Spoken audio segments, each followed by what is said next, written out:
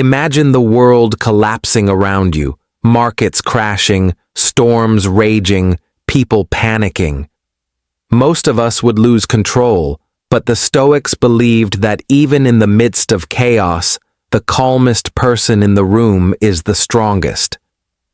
What if you could train your mind to stay unshaken, no matter what storm you face?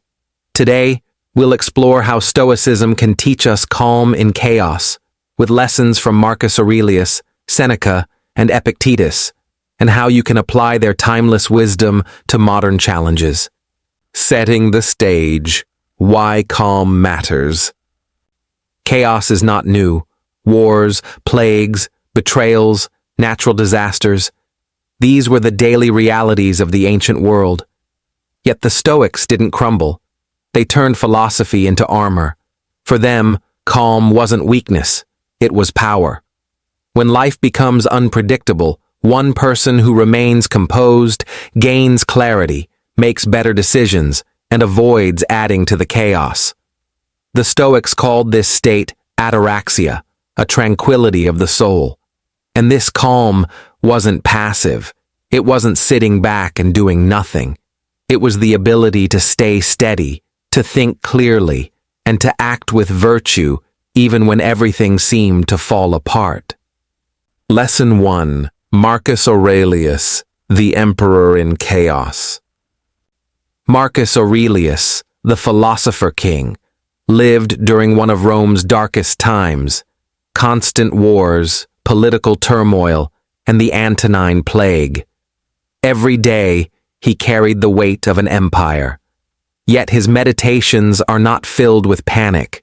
They're filled with reminders to stay calm. One of his most famous lines, "If you are distressed by anything external, the pain is not due to the thing itself, but to your estimate of it.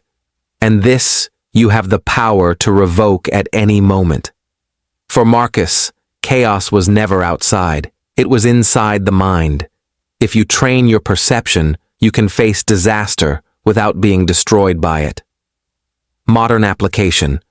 When news headlines scream panic or your workplace spirals into disorder, remember Marcus's practice. Separate the event from your judgment. A delayed flight is not chaos. Losing your temper about it is. Lesson 2. Seneca, the Stoic in Crisis.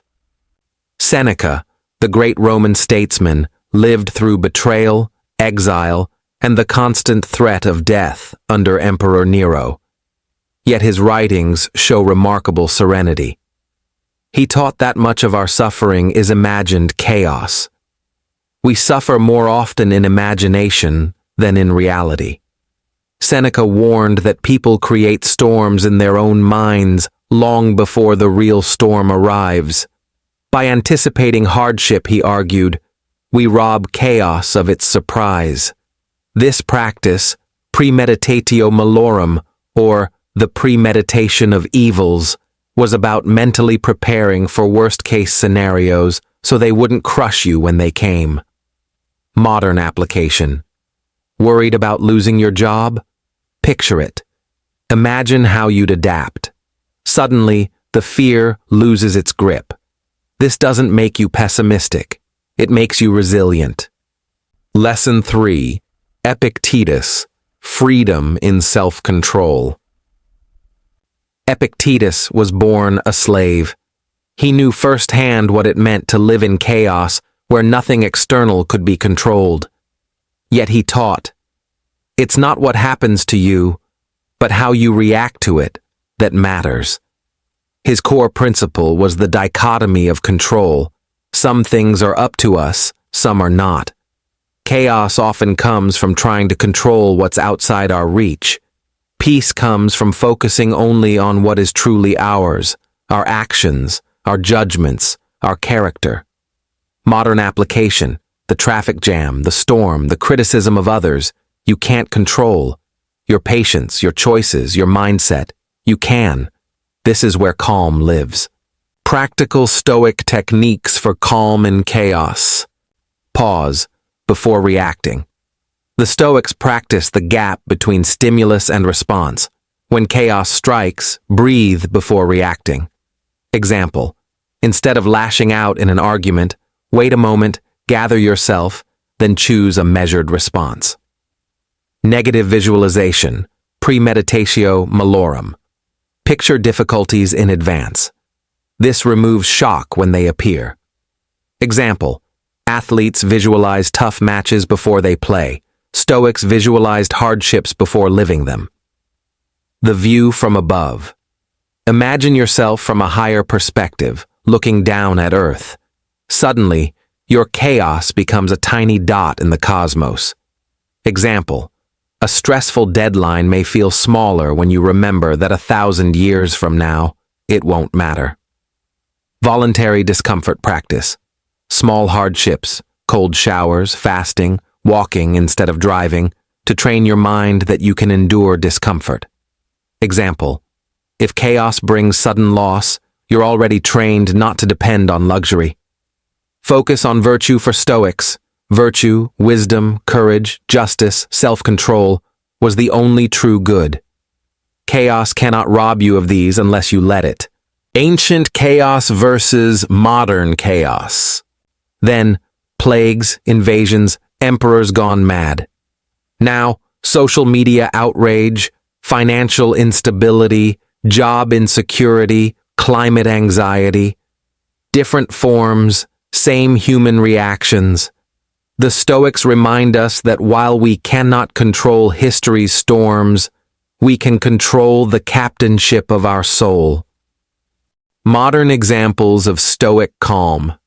Healthcare workers during a pandemic who stayed focused under endless pressure. Athletes who kept composure under hostile crowds and high stakes. Leaders who didn't let panic dictate decisions during crises. Each echoes Stoic resilience. Calm is not passive, it's strength under fire. Building calm into your daily life.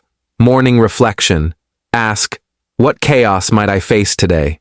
How will I respond? Evening review. Reflect. Where did I stay calm? Where did I lose control? Journaling. Like Marcus Aurelius, write reminders to yourself to prepare your mind. Meditation and breathwork. Train the body to respond calmly through breathing. The Stoic challenge.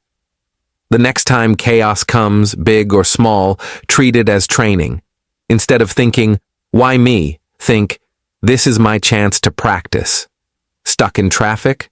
Practice patience. Argument at work? Practice composure. Sudden setback?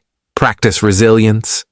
The Stoics turned life itself into the gym of the mind. Closing reflection. Chaos will always exist. The Stoics knew this 2,000 years ago, and it's still true today. But calm is a choice.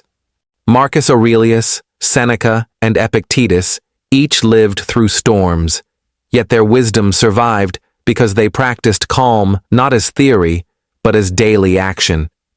So ask yourself, when the next storm comes, will you be the one consumed by panic, or the one who remains unshaken, a pillar of calm in the chaos? Remember, you cannot control the waves, but you can learn to steer the ship.